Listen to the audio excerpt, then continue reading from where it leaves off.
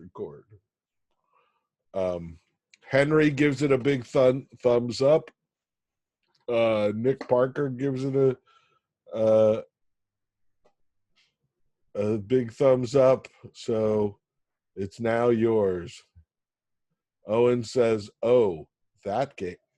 I'm pretty sure that is at best.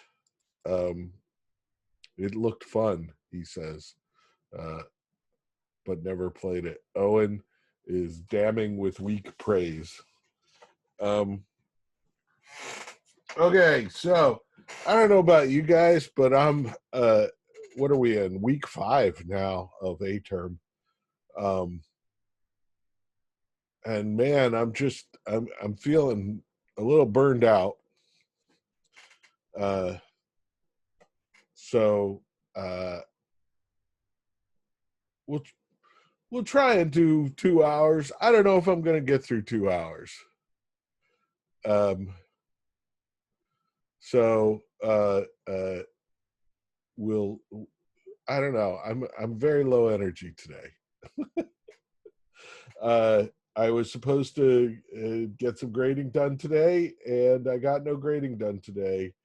But I did get a new quiz up, and I guess we should do this. Let's see, a new quiz up, the new tutorial. Let's do the tutorial. This is the last tutorial.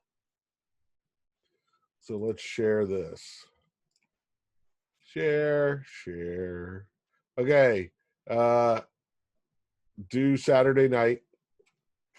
Some of you have already done stuff that I asked for in this tutorial, and that's fine. You'll find it very easy. So like a bunch of you have been importing assets from other packages. So in the learn section of the Unreal or of the Epic Games Launcher, there is also, I want to make sure I can see chat there. Okay, now I can see chat just in case. In the learn section, there's a package called Sun Temple. They say it's for mobile stuff, so you can see how to make mobile games. It's a cool little level. So go download it.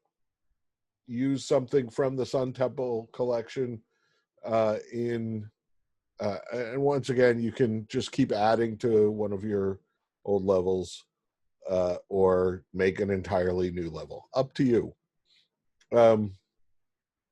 So this is just, I don't know why I have the UE4 tutorial migrate assets tutorial, and it didn't give me the little video box in Canvas like all the rest. I think because I just put it as a link and not as a video. I don't know, whatever. So that one's fairly new. I see you guys all complaining that my tutorials are way old. Sorry. I try and go through and update, but usually what I do is Google for tutorials that are for the things that I want you guys to learn. So for instance, yeah, there you go. Henry has popped up a link to the Sun Temple package. So what I do is I say, okay, how do I migrate assets? And I Google UE4 migrate assets. According to Unreal Engine 4 documentation, select the assets you wish to migrate in the content browser. Right-click on any of the selected assets and choose Asset Actions, then Migrate from the context menu. The asset report dialog appears, showing all the assets and dependencies that will be migrated. Confirm and click OK. And that is my phone providing you all the answers you need. There you go.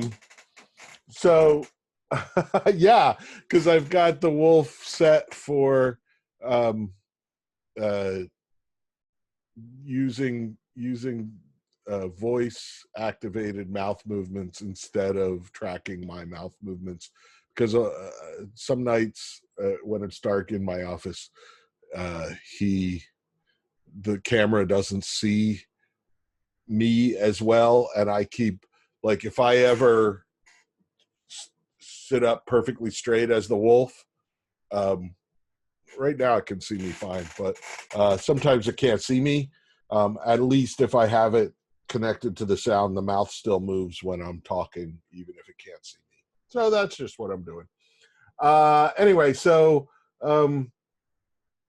I search for what I want you to do, and many times the very first video that comes up is the same one I used 2 years ago. So I'm like, well, I guess it's still good. So I do check. But, there may be differences in the engine. Okay. So here's the next thing. Create a second level in your project.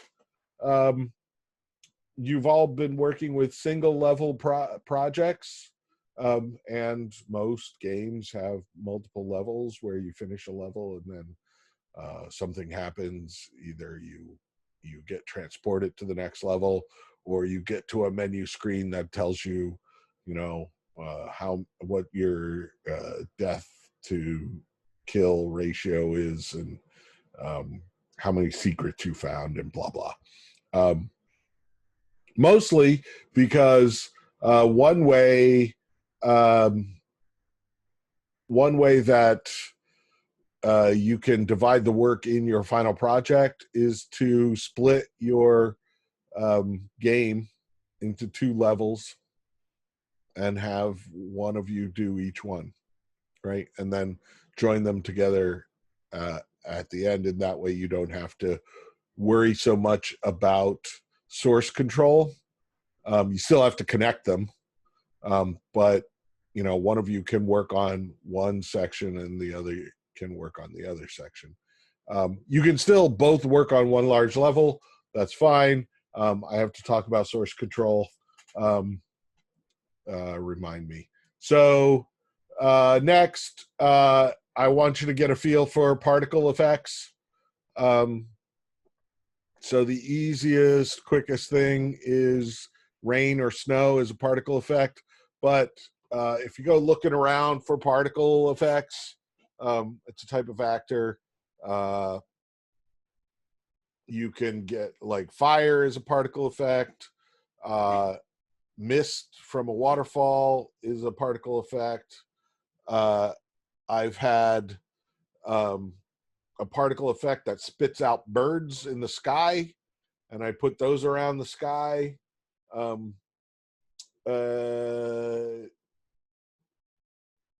Lightning, lots of laser beams, what have you. Particle effects, they're great. They will make your level come alive. Please use them. Has to do with how to create a second level. It's change map via blueprint. So you have 2 maps, Courtney, and you change from one map to another. This is how you set up a blueprint to do that. So there you go. Oh, good, Javier. So particle systems, and one of the things that you can do with particle systems is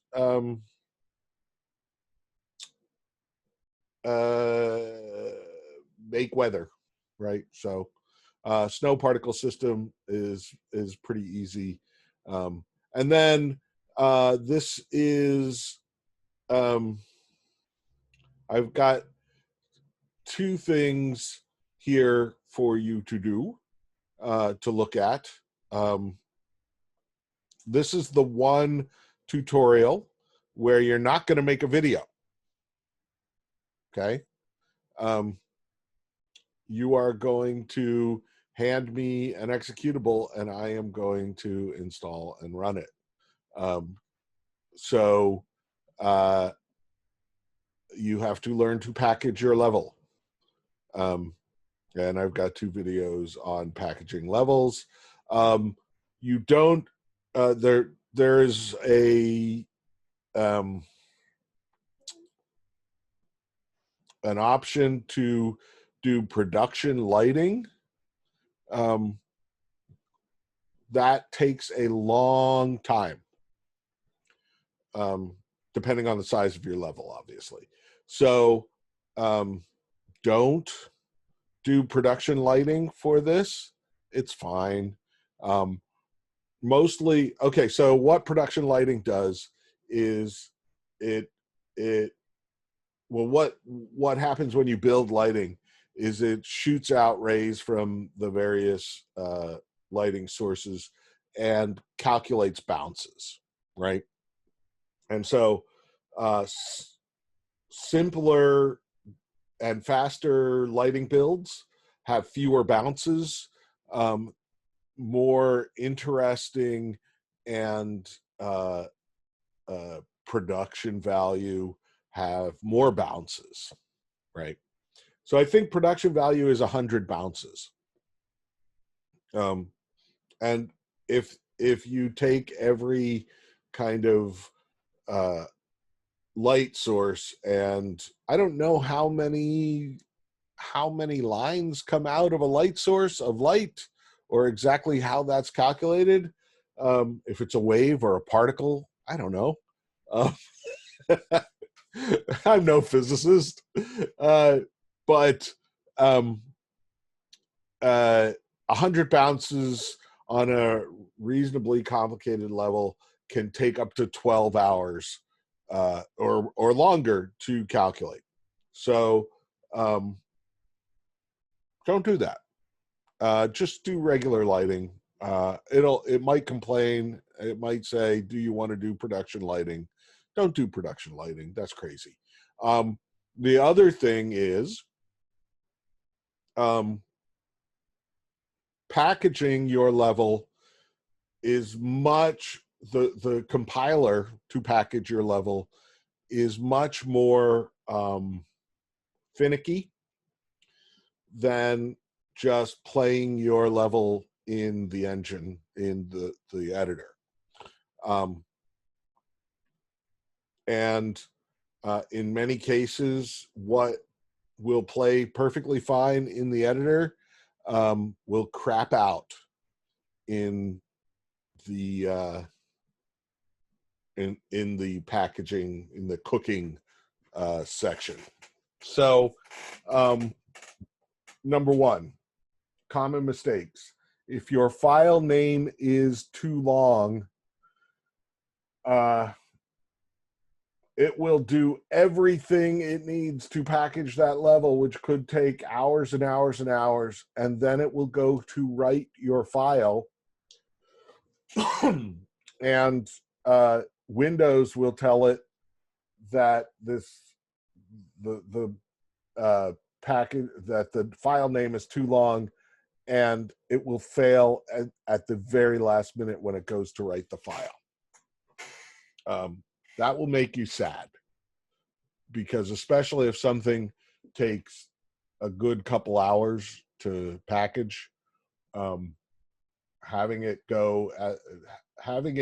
and here's the other kind of wonderful thing. There is no obvious error message that your file name is too long. And honestly, I don't, does anybody know what the length of a file name is allowable in Windows? You could probably Google that. Hey, let's Google that.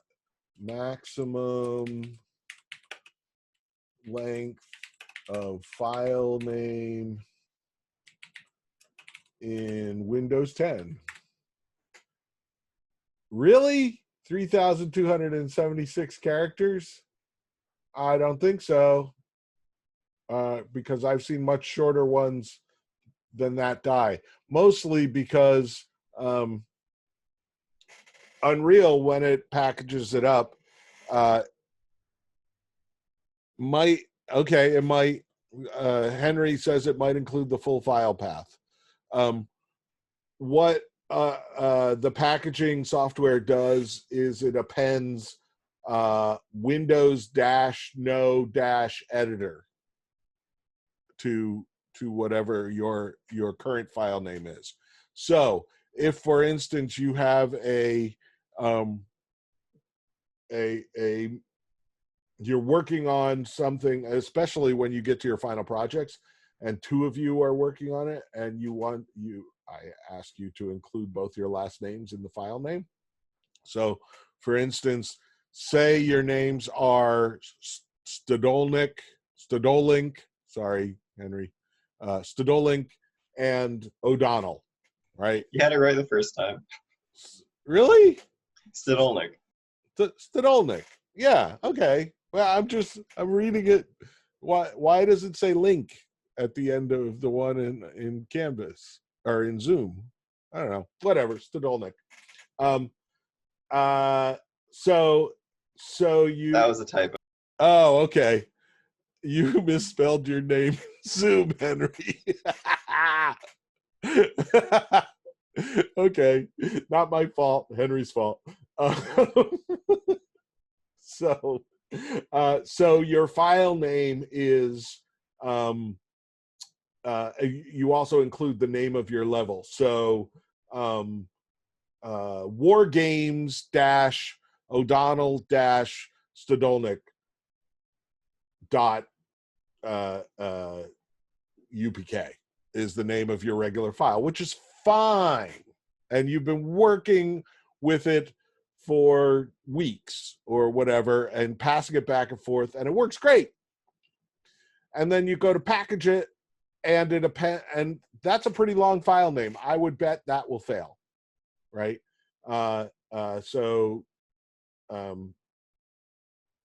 Because it appends Windows no editor to it, and pretty much doubles that file name, and then it will die.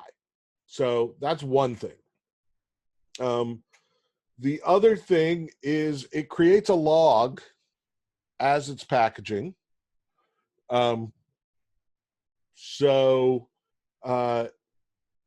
In general, green things are good, yellow things are iffy, and red things are bad.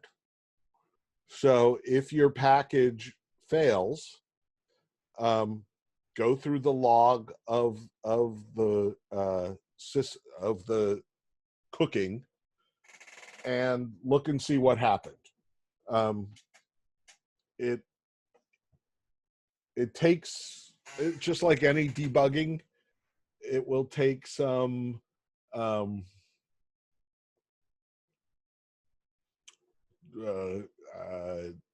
sleuthing to figure out what exactly is causing things to go wacky.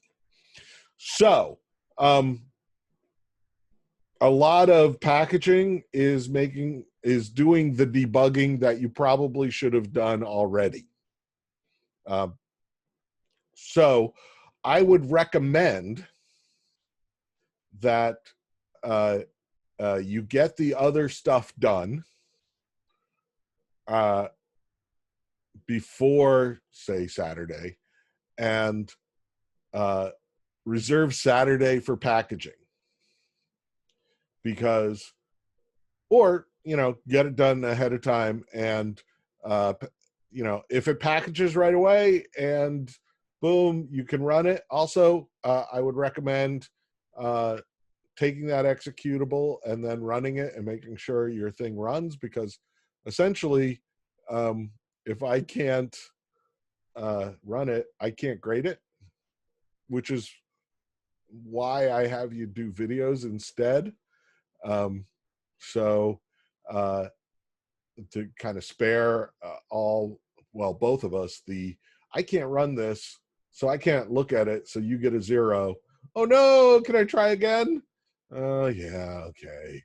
I can't run this still, but it works on my machine. If I had a nickel, right? So set aside plenty of time for packaging, just to make sure that if it fails, you have time to do it multiple times. Because on packaging days in my Frontiers class, it gets wacky in the lab, or it got back when we had a lab. Remember lab? Because people would be talking, or people would be playing video games, or it was just everybody was screwing around, and I'd be like, hey, I haven't gotten a thing from you yet. Why are you screwing around? Why aren't you working? And they'd be like, I'm packaging. And they point to the little window that has the log rolling through. And I'd be like, oh, okay. And they could screw around for, hours at a time, because it's packaging. Can't do anything until it fails. The gray box. Yes, I'm getting to that one next, James. And I got your first grade teacher miswrote your name as Stolodnik. And you mislearned how to spell your own name. Oh, I'm sorry. I was only 6, so I hadn't properly had to write it before. Right. Oh, I would think your parents would have something. They caught it when I miswrote it. Yeah.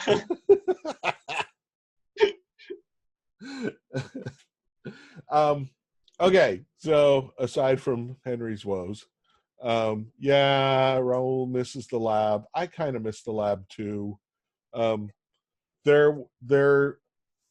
This class especially, there used to be a certain camaraderie, yes, where like late nights the night before a tutorial was due, it was packed with level designers, and the artists would start complaining that Dean's stupid level design class was taking over the lab. And I'm like, it's once every 2 years. Calm down. So that's that one. That's due Saturday night at midnight. Also, what was nice, and what I like to see in the Discord, although it's not quite the same in the Discord, is people in the lab having trouble, and then other people saying, oh, did you try this? And then it works, and everybody is happy. Okay, so then next Tuesday, because today was design docs, which I'm so behind on my grading, I want to die. Maybe that's why I have no energy today, because I knew these were coming in. And I'm like, oh, I still haven't gotten the case studies. Thank God all the pitches are done. I still have half the case studies to do, and 2 tutorials. I'm behind on 2 tutorials. I'm sorry. Anyway, okay, let's go to gray box. Here we go. Once again, you get to do a video instead of an executable. So this is you walking me through your final project in gray box form. Okay. Let me just double check the syllabus. I just want to, we got level design doc, And then, yeah, next Tuesday is Graybox demo. Right. We have one more quiz. And then the following Tuesday, we've got a beta. And then the last day, we're almost to the end. Then the last day, I need both a playable executable and a link to a YouTube walkthrough of your game. The YouTube walkthrough is insurance in case I can't get an executable, right? I can't get your executable to run. For 9/10 of you, I won't be looking at your YouTube walkthrough. I will be playing your actual game. But for that one group out of 10 or whatever it is, whose executable won't run on my machine for whatever reason, that's your insurance policy. Okay, so getting back to this, your gray box level. The big thing about a gray box, quiz 4, when will quiz 4 be graded by a human? John, any ideas? Is John here? I don't know. That's up to John. Should be happening soon. Okay, so getting back to this, gray box. The two things that I'm most looking for, and these are the two things that gray boxes, especially for something like a walkie, unless you're doing shooty shoots, which is possible because you got your ping pong ball if you want. You should be able to get from the beginning of your game to the end. Okay. That means that every place that I need to get to in your game, I should be able to get to. If you need a bridge to cross the chasm, that bridge should be there. If there are stairs up, they should be there.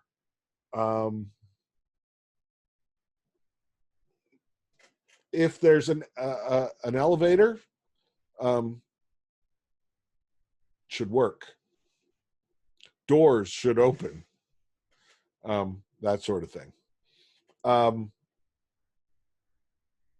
that's hard. That is non-trivial to get from one end to the other. And many times you're going to be using a mesh,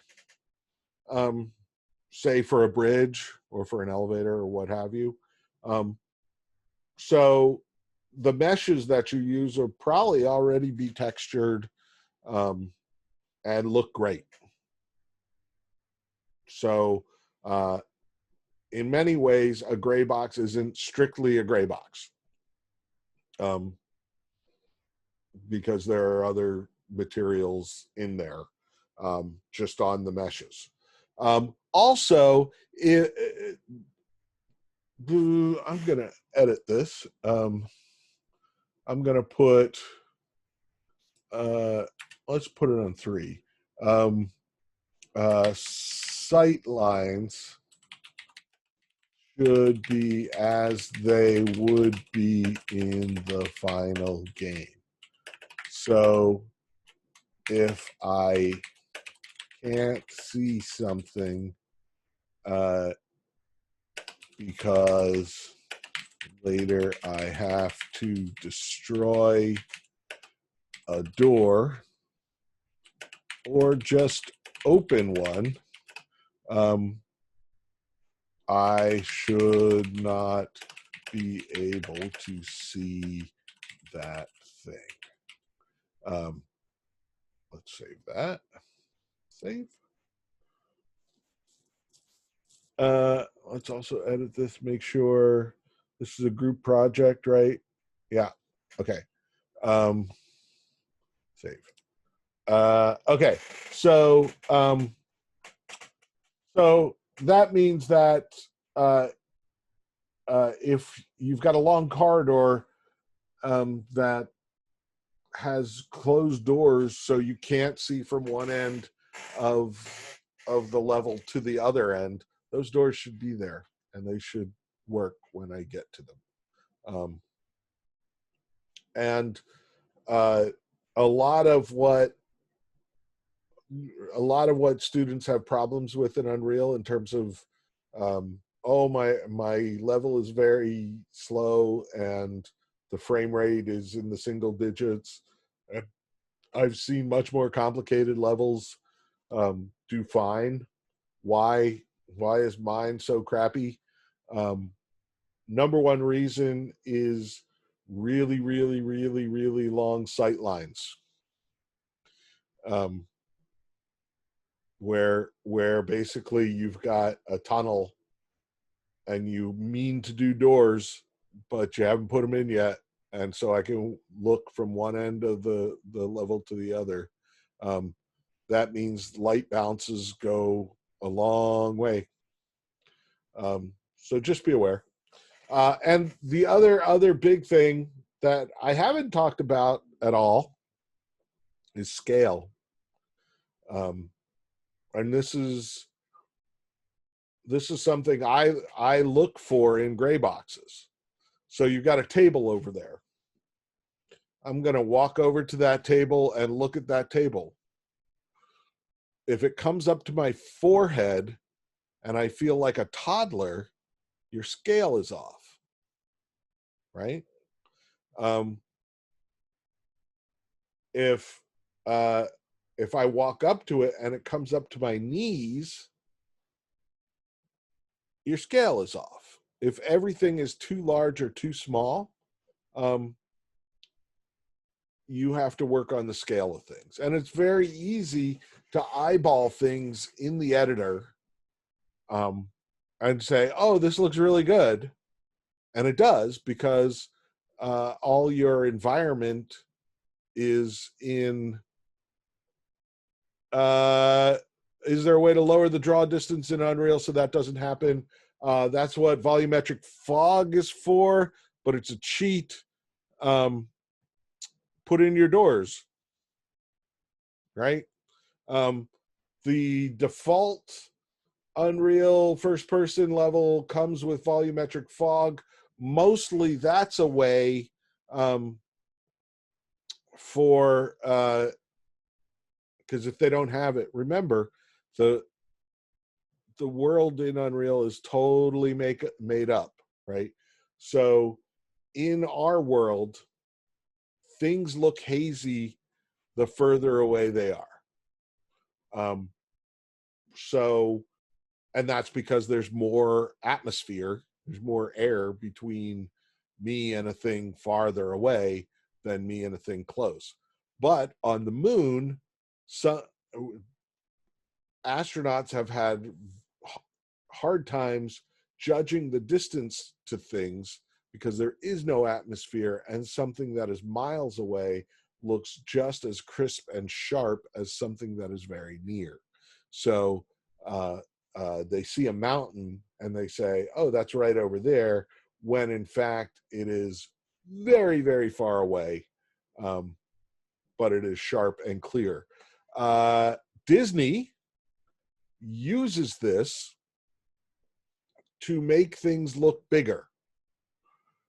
So the castle, for instance, the colors at the bottom of the castle are sharp and bright, and at the top of the castle, they have lightened them up to more pastel shades of the same color to make that castle look taller than it is. They also do what's called forced perspective. So, let me finish this, and then I'll talk about forced perspective. So, correct scale Well, actually, this matters. So I'm gonna let me stop the share and let me go find a picture of the castle because I got lots of them. Photos and albums. And let's see if I can find a good one.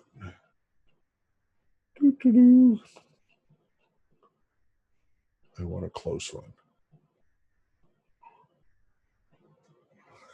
That is during the day. Can I get one during the day?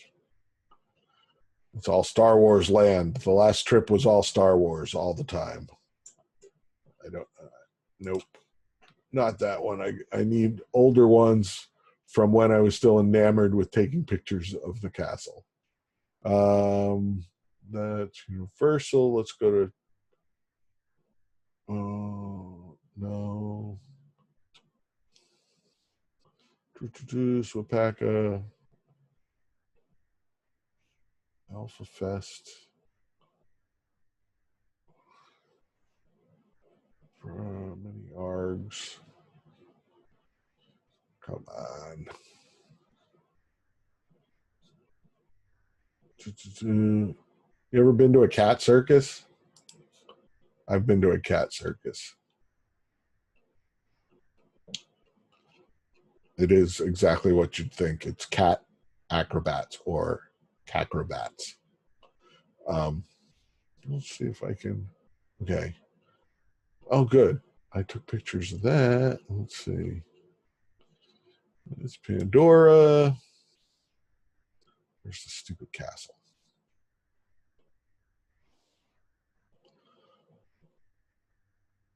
Animal Kingdom.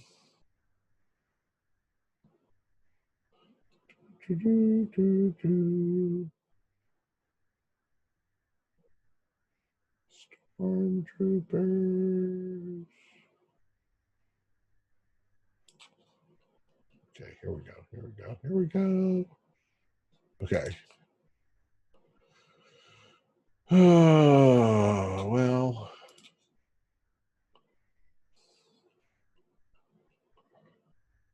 Oh, why do I only take pictures of the castle at night? Okay.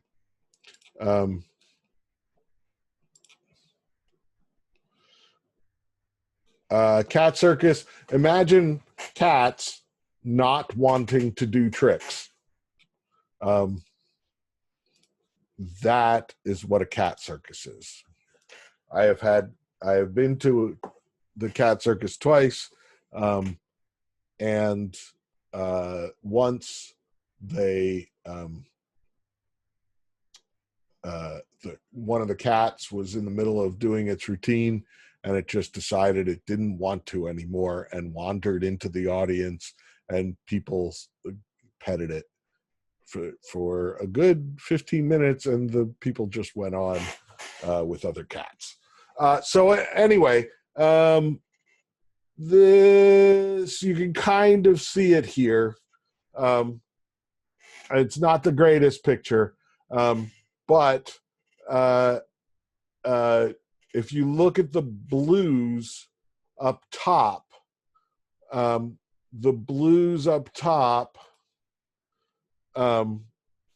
are lighter than the blues down the bottom here. And essentially, everybody knows this is as tall as the castle could be, according to the FAA. Any taller, and they would have had to put a blinking light on the top, and they, castles, fantasy castles, don't have a blinking light for passing airplanes on top. It would have ruined the effect. So they went as very tall as they could possibly go before they had to put a blinking light on top. But they use what's called forced perspective, so that these spires look much taller and further away. So forced perspective means that essentially this is, I believe, 1/3 of regular person height. So if somebody came out onto this balcony, they would have to bend down to get through this door, and they would look like a giant standing like up. The top of their head would be up here as a normal size thing, a normal size person. But because we see them, we don't see any person up here. The scale of this looks correct. So if we go to at night,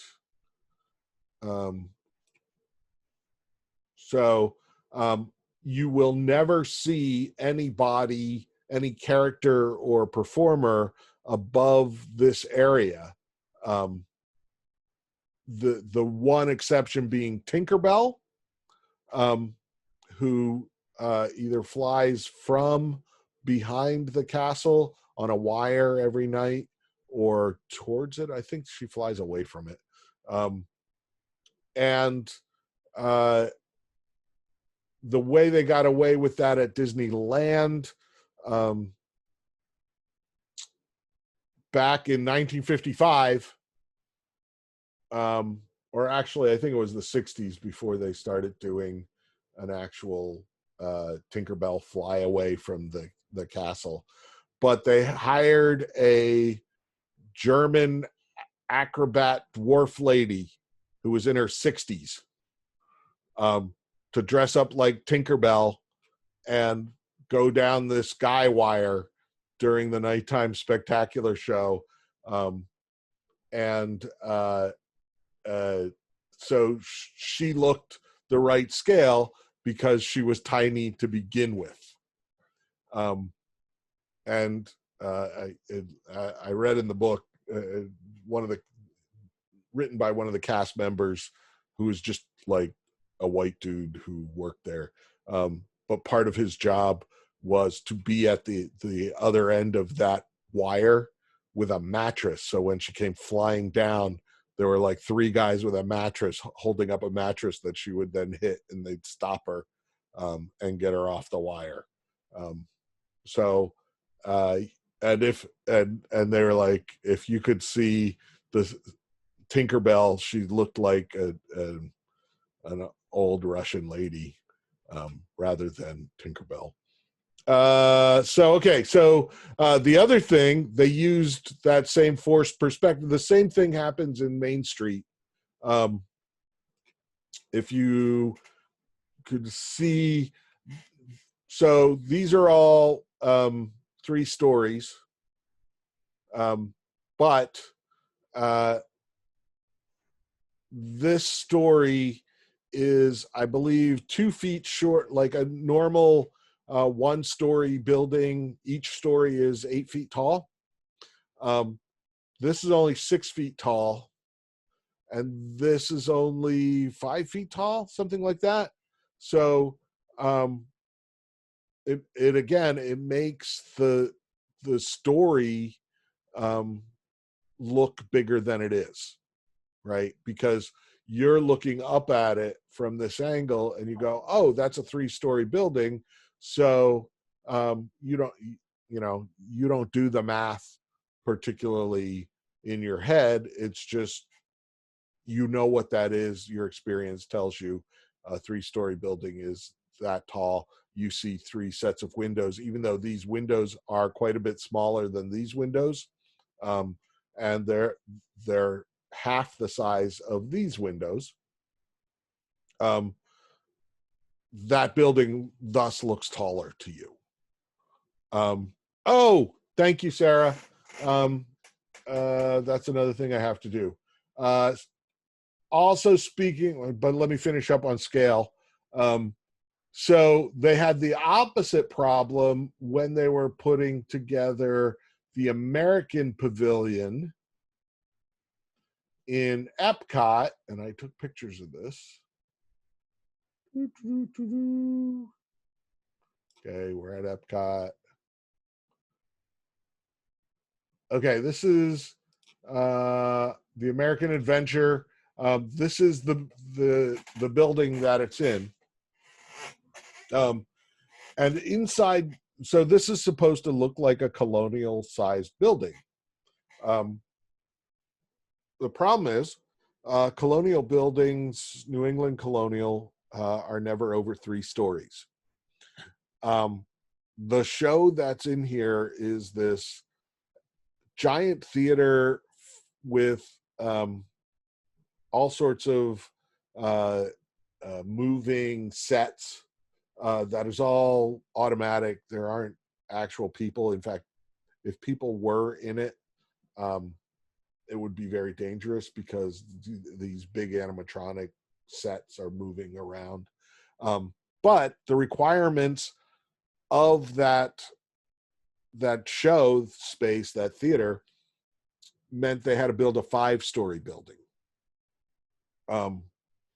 But they wanted the whole thing to look, this is the American Adventure, so they wanted that colonial New England look. So they needed a 3-story building. Well, so they could either dig down, but once again, this is Florida swampland. So you go down and you've got water problems. Or you can go up, but then it's a 5-story building. So they did the opposite.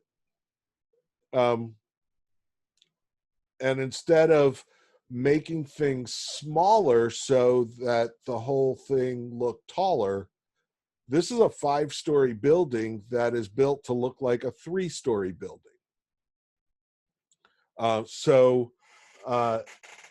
You see, here's a window that's the right scale to a person. But here, this window is a third again bigger than this window, right? And then this window, they cheat a little with this gable, right? It's a gable. So that it looks like it's a small little window. I mean, theoretically, this should be a tiny little window that you open up and you can only stick your head out of, kind of thing, right? But it's actually quite a bit larger than that, and they stretched it with this gable too, and then they used half again. Normally, this would only go to like here, but they stretched that building a little bit more, and they built a 5-story building, but they only made 3 stories because nobody has to walk around up here. This is not open to the public; it's all facade. So they used different scales to give us different illusions. The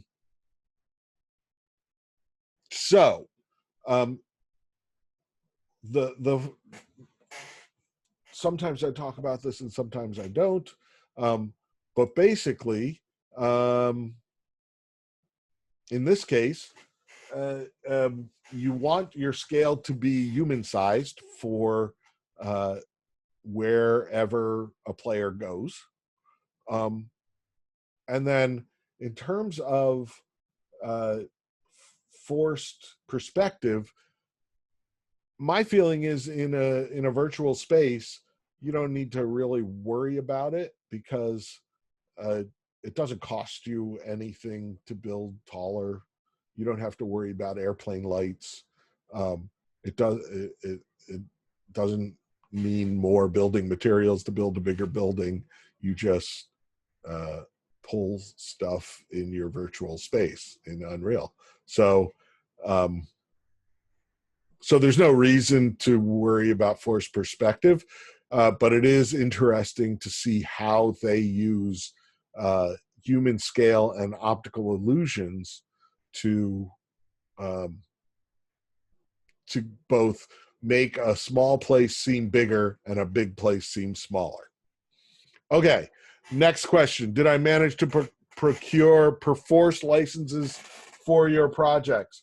As of this time, no. So, let me find it. Close that. I have it here somewhere. Okay.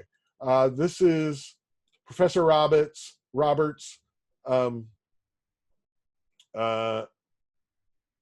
Actually, there are 3 Perforce licenses that are unclaimed. 3.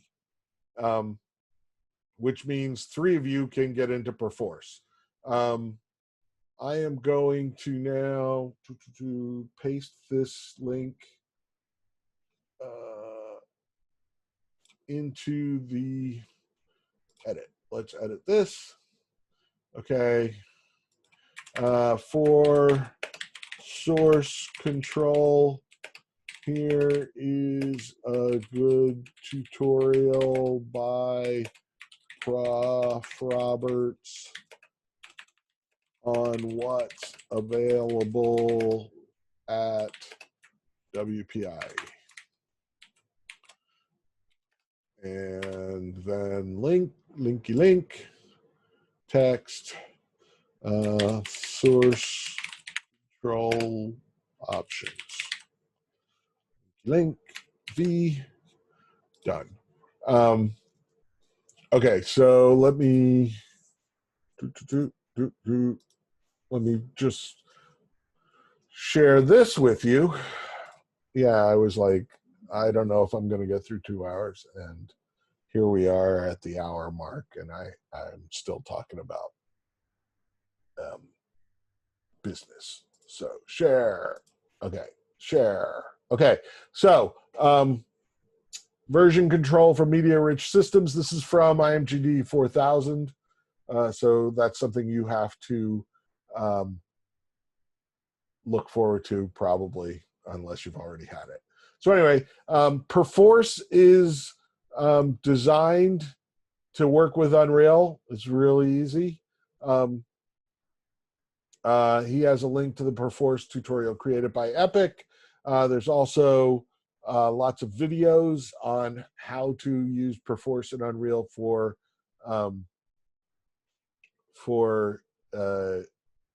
source control. We have 3 licenses. So here is how to use Git. And if you're a programmer type, I'm hoping you've used GitHub before. Here's how to use Git and Unreal. Honestly, I didn't want to do that. Honestly, I have very limited experience with source control in Unreal. In general, everything I've done has been 1 level designer per level. So I'm gonna bow to Professor Roberts' greater experience, and hopefully this will all work. That said, if you have trouble, as usual, get in the Discord. John will help. I will dig in. But it should be doable. Wait. Come on. I saw something. Well, now I can't get the chat. Okay, so John says he used source control with Git, which is fine. Git or Perforce. So John should know how to deal with Git. I don't think either of them are, rocket science. It's a tool. It shouldn't be the major stumbling block, right? But this is the point where you have to set that stuff up. You should set that stuff up before you start working on your gray box, not in the middle of working on your gray box. It will, if you do a bit of setup beforehand, it will make your life much easier down the road. Okay. Okay. Any other questions, thoughts, problems? I'm tired. I'm a tired wolf. Is the wolf annoying to you guys? I don't know. No? Okay. Oh, I'm glad. Fine. Okay. I feel like it's just another way of, it's a more animated way of putting up a picture and not having me there. Thank you, Raul. Okay. So, let's stretch. I'm stretching. I'm actually stretching. Okay. So let's talk about Asemblance.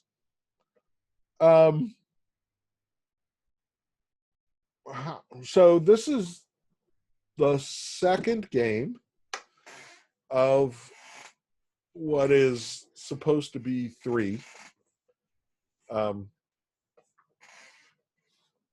So I apologize that you're kind of coming into whatever the narrative is in the middle, but at the same time, having played the first one, I'm not sure you missed much.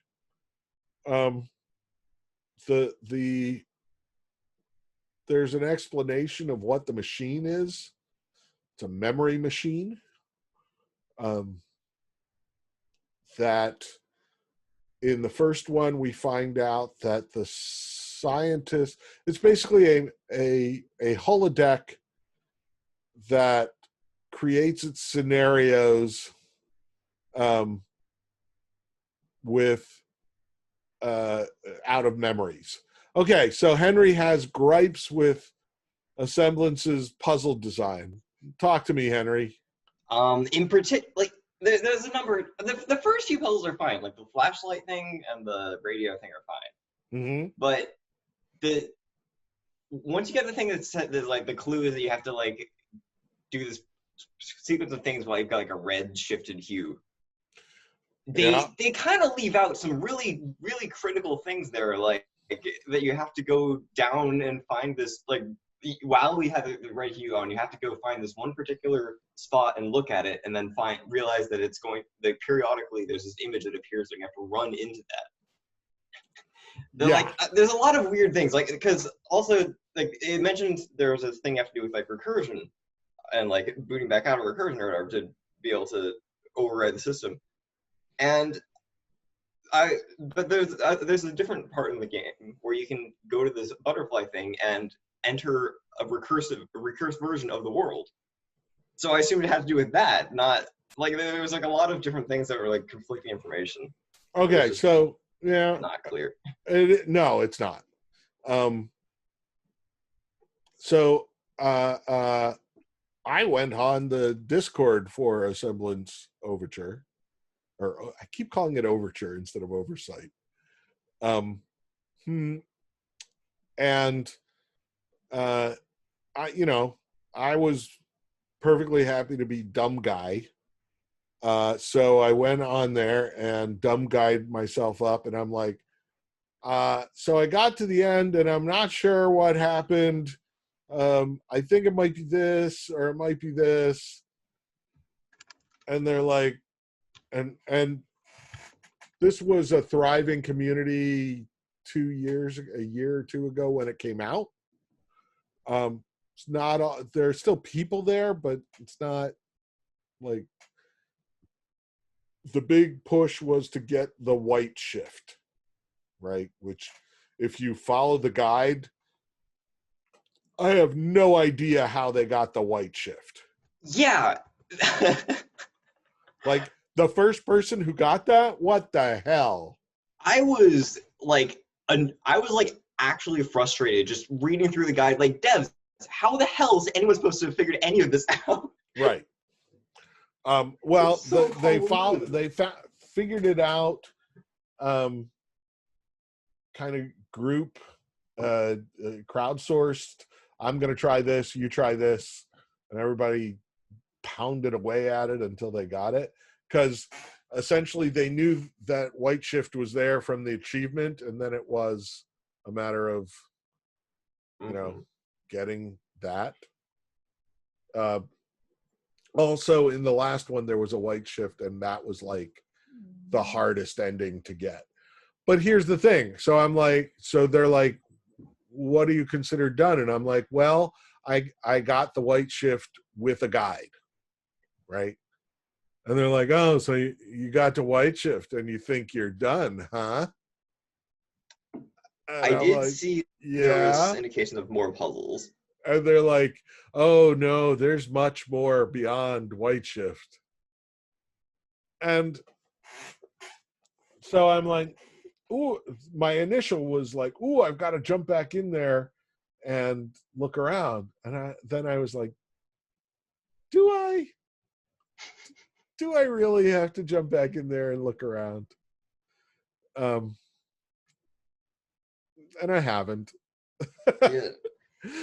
Because if it's that obtuse and crazy to get the White Shift, what is beyond White Shift? And there's no achievements to like guide you. I saw there was a thing that said you had to find there was when you're getting White Shift, there's a computer terminal that says you have to it indicates there's some puzzle where you have to find the correct order that the images go in. And that was like the entire clue. It's like, cool, thanks. I have no idea what I'm supposed to do with that, or how to go about that. I don't know. So I think the storytelling in the game is obtuse. Yeah, the White Shift ending was like, what? It didn't even like give you any new information. Well, so like you get the White Shift and then you get the picture of that kid, right? Yeah, there was that. That was the exclusive thing. And so on the Discord, I'm like, who's the kid?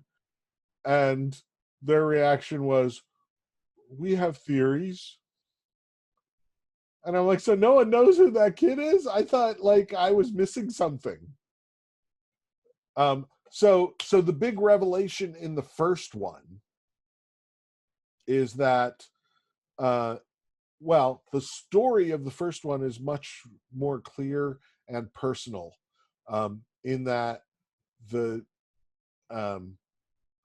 scientist that you are playing, right, had a son who died. And so so that's one of the revelations. One of the other revelations is that the scientist that you are playing is a woman. So, because other people like the same, I don't know. The Discord came off to me as very like pompous and gatekeepy. Mm-hmm. And I was just like, whatever, dudes. So because you see a picture of two women and the son, so, oh, I'm a woman, and I have a partner and we have a son. Okay, cool. So son dies for whatever reason, I forget. And your character is so devastated that they throw themselves into inventing this memory holodeck so they can see their son again. Right? And in the course of throwing themselves into this, they ignore their partner. And the big revelation at the end is that their partner kills themselves. So by desperately trying to quote unquote fix the situation with by inventing an elaborate machine that will let both you and your partner travel back into your memories and see your son again, you now have lost your partner, right? So apparently there were hints about Venus in the first one. Whatever, I don't know. That seemed like a very personal, very cool story in the first one. And now this one, we have extraterrestrials coming into the memory machine. Oh, and in the first one, you've gotten caught in recursive memories, and now you don't know what's real and what's not. Have you gotten out of the machine? How can you tell? Right? Because you keep getting out of the machine, and the only thing you can do is go back into another memory. And I don't think you ever get out of the machine. In fact, you might just be an AI in the operating system of the machine, constantly running simulations of what the machine can or cannot do. I don't know. But now we've got this glitch, and we've got this extraterrestrial something that is contacting us through glitches in the machine. And there's a rocket that's apparently, I did not realize this in the course of the game. It was the Discord that told me, no, that's Venus. That map in the room is Venus. And I'm like, oh, I've never actually seen a map of Venus before. Well, it's common knowledge. And I'm like, is it really? I did see he was mentioning like weird atmospheric stuff, like, but I assume I don't know, maybe something weird happened. I was assuming something bad happened to Earth in the future, and this was like looking at that, and that's what the message was about. It was like trying to warn people about what was going to happen with that. But yeah, maybe. I don't know. I don't know. I guess I should go back and see if I can find more stuff after the white shift. I don't know. It was. I'm someone who loves the game, who loves Fez, if you know, so, and like that's a game that has a lot of obscure puzzle things, but it's nowhere near on that level of frustrating. Like, right. So okay. So this was made by basically 3 people. One of whom was the musician, the soundscape artist, and then you've got basically level designer, artist, and coder in the other 2 people. And they did this kind of, well, in their off hours. So the main guy is apparently a contractor writing for Destiny. So if that clears, and you know, they've worked in various game companies, and this is their side/passion project, the first one. So mainly I wanted y'all, if you watched my playthrough of it, I keep saying, look at this. If you've done the tutorials as of now, you could build this, right? It's all done in Unreal. The rooms are simple, right? You've got your machine room. You've got that little white room with where you start with the chandelier and the windows, right? What's that? You've got that outdoor place where the birds are. You've got the office. You've got the installation, which is part outside, part inside. And then you've got the Ventura, is it Ventura? Vectura, whatever, that it's a hallway that seems to be exploding, and then you kind of get to a cutscene with a rocket going up and various stuff being said. But that's it.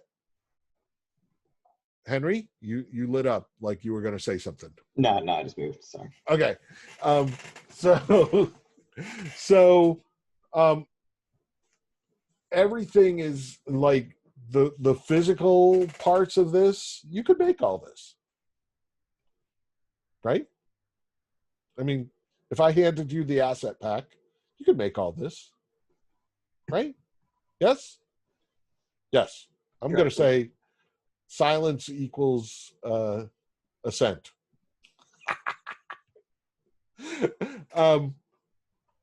And all the shifts, right? So you get, you trigger something, and so we go to red. I think red was the first one. Maybe was red the first one? I think red was the first one. I don't know. Because just by looking in the box, you shift to red. All of those are basically the same levels with a different post-processing volume active, right? So the very things that you made to make underwater work, they're just now duplicating their levels, maybe changing a couple of things, and adding a post-processing volume to indicate that it's different. And boom, you're in a different area, and there's a whole new puzzle to solve, right? And so I did this when I got to red. I went and did all the stuff that I had already done again. So let's look at all the papers to see if they're different. Let's turn on the tape recorder and listen to it to see if he says something different. Let's turn on the projector to see if it shows something different. Sometimes it did, sometimes it didn't. You know, the one, I think it goes to gamma, where you have to start running. You have to wait for something to show up in the doorway and then start running, and you run and run and run, and you get faster and faster, and then it shifts. That's what you were talking about as being totally bananas, right, Henry? Yeah, like there was no indication that was a thing, or any Right. like clues to go deal with that. Right. Well, the first time I just did it through sheer dumb luck. I went through, and I hit it at the right time, and I was like, I'm just going to keep going, and I started going faster and faster, and I hit gamma just through sheer dumb luck. And then I tried to get it again, and I couldn't get it over and over and over again. And I'm like, what is different? Why won't this work? And I had to find out from the guide that I had gotten it through sheer dumb luck. Yeah. And also, did the dialogue, like once it's just like the random scattered voices just making random comments, were those like critiquing what you were doing? Like, were they relevant to what was happening at all?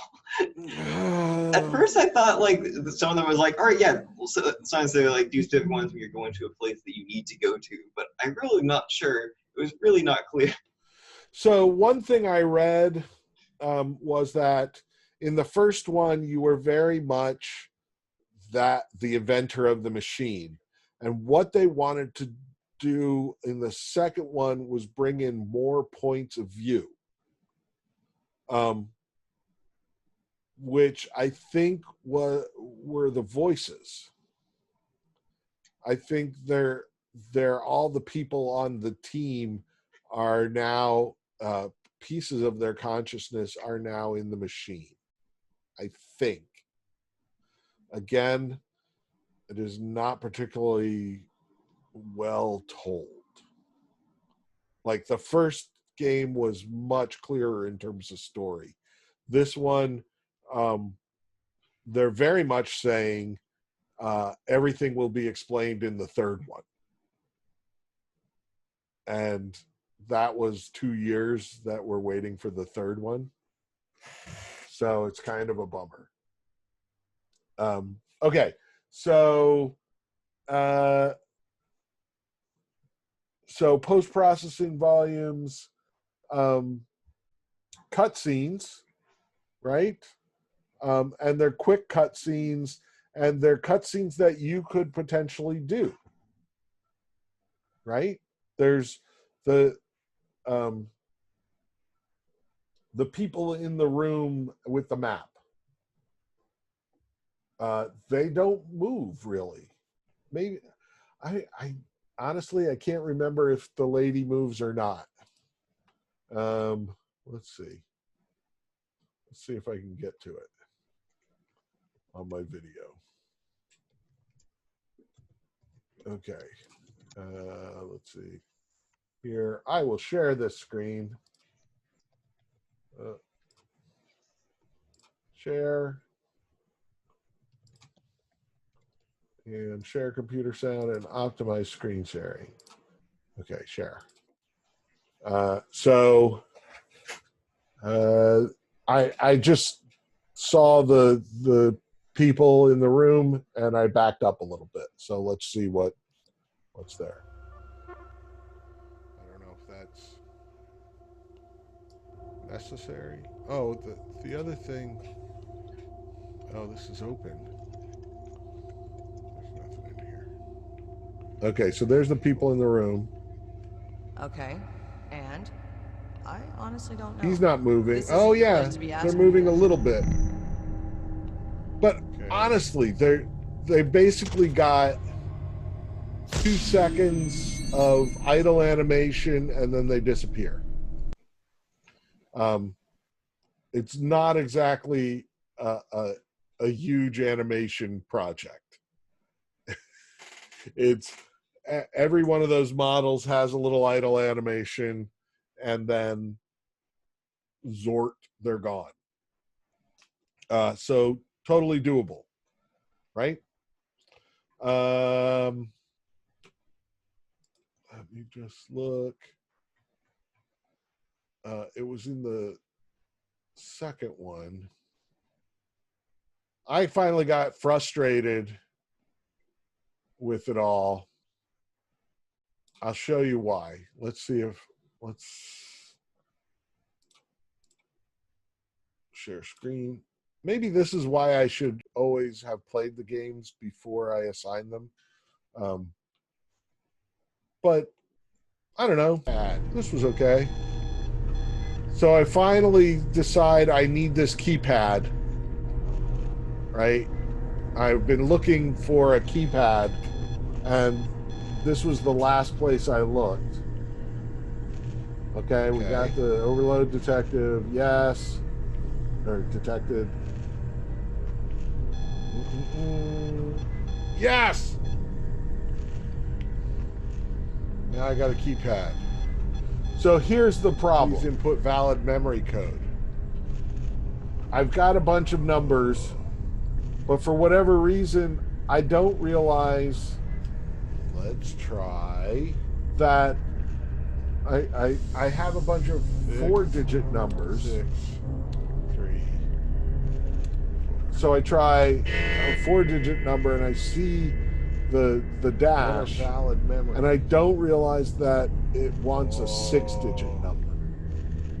And I don't actually have any 6-digit number at this point. I don't have letters, but I have gotten the message with the 6-digit number. So I could put it in, but now I've got it in my head that it's a 4-digit number, not a 6-digit number. So when I get a 6-digit number, I'm like, well, that's too many digits. It won't fit in the keypad. And I'm all screwed up. No, I don't have any. So puzzle-wise, the codes, yes, I'm trying decoding it. That I've written down. I have made a mistake. 6634 is the first one, and it takes going to a guide to get the actual answer here. Um, mm, mm, mm, mm, mm. Um, they say Asemblance 3 is coming. I will buy it and I will play it when it comes. But it's been 2 years, and apparently the devs are working on other jobs and making the next game as they can. So you can't really blame them. Everybody's got to eat, right, and pay their rent. Maybe with the pandemic, they have more time at home, but everybody's so exhausted by it all that they say screw it and don't bother. Anything else we want to say about Asemblance? I like the idea that, let's see, how much time have I played Asemblance? Games, Asemblance, Oversight. I have played Asemblance Oversight for 3.6 hours. Granted, with a guide. And let's see, regular Asemblance, I played for 9.4 hours. And I only have 7 of 8 of the achievements in Asemblance 1. What's the one I don't have? Oh, it's a hidden achievement. I never got, oh, I remember what it was. You have to do, so the first game was no better than the second game in terms of the craziness of some of its puzzles. And to get the white shift in the first one, you had to do a particular series of focus looks. You had to set it to the right thing, be in one of like the green shift, go to this apartment, open this drawer, look at this one particular thing, look at a clock. And the big thing about the first one that they didn't include in the second one, come to think of it, clocks in the first one, when you looked at a clock, sometimes time would start spinning really, really, really fast, and you'd get to a new state of the environment that was in the future from the first one. So you could go through the memory door, be in one state, then look at the clock and be in a second state of that room, which was interesting. So you had to do the clock, and then you had seconds, like absolute seconds, to run down a hallway to another room and zoom in looking at a particular spot on the wall, which was the bullet hole that killed your spouse, or the bullet hole from the bullet that went through her skull, I guess. And then you would get the white shift and a whole different ending. And I did it over and over and over again.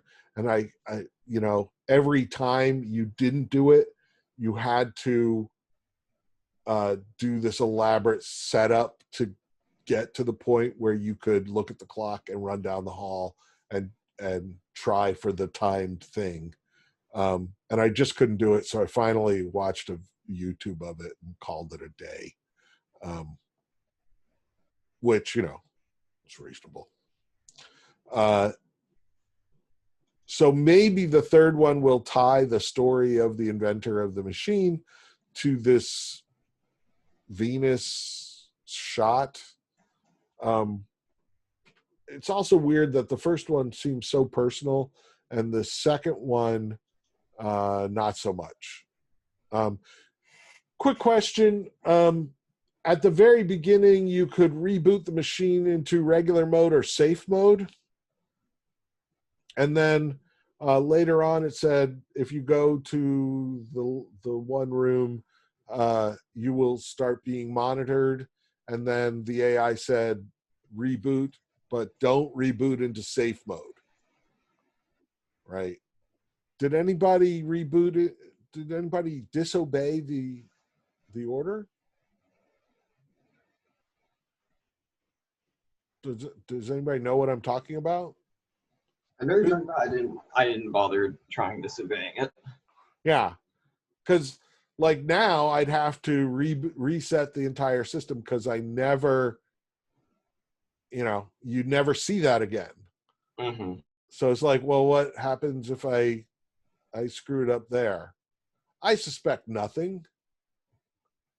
But the other thing was a couple times it said, they're on to you, do this really fast. And like blackness was coming in around the edges of my vision. And I'm wondering if, if anybody did not do it fast enough and succumbed to blackness, and if that happened, or if that was just another kind of smoke and mirrors. We're not sure. There's a timer on this, but it is so long that nobody's ever going to run out the timer, kind of thing. Nick says he was going to go back and do that, but forgot. Yeah. I just looked it up, and it seems like there's one ending you can get where you have to be in safe mode for something, but that's about it. Okay. Because the first time you start the machine, it says, do you want to do in regular mode or safe mode? And I did it in safe mode. And then the second time he said, don't reboot in safe mode. So I didn't reboot in safe mode. So I've got a safe mode. For the most part, yeah. For the most part, I don't think it really does anything unless there's one. I think it's after the reboot, like the second reboot. Mm-hmm. If you open in safe mode, you can get a specific ending. But other than that, I don't think it really does anything. So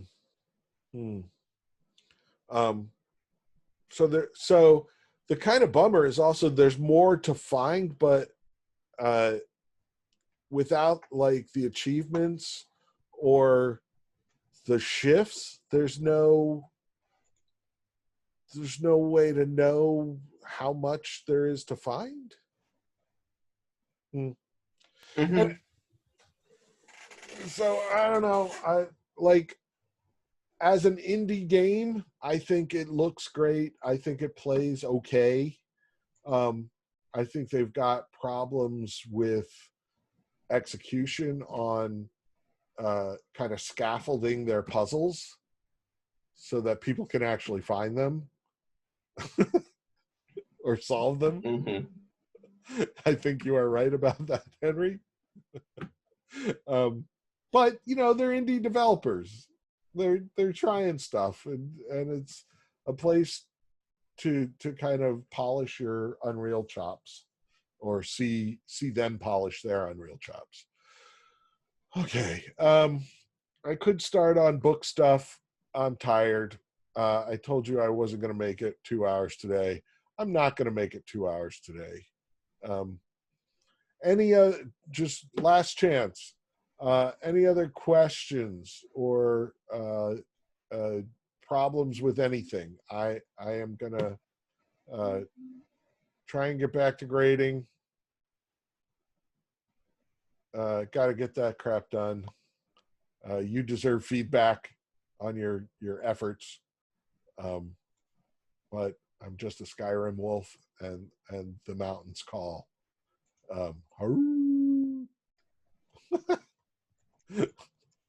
Skyrim wolf with a smoke. Okay, gang.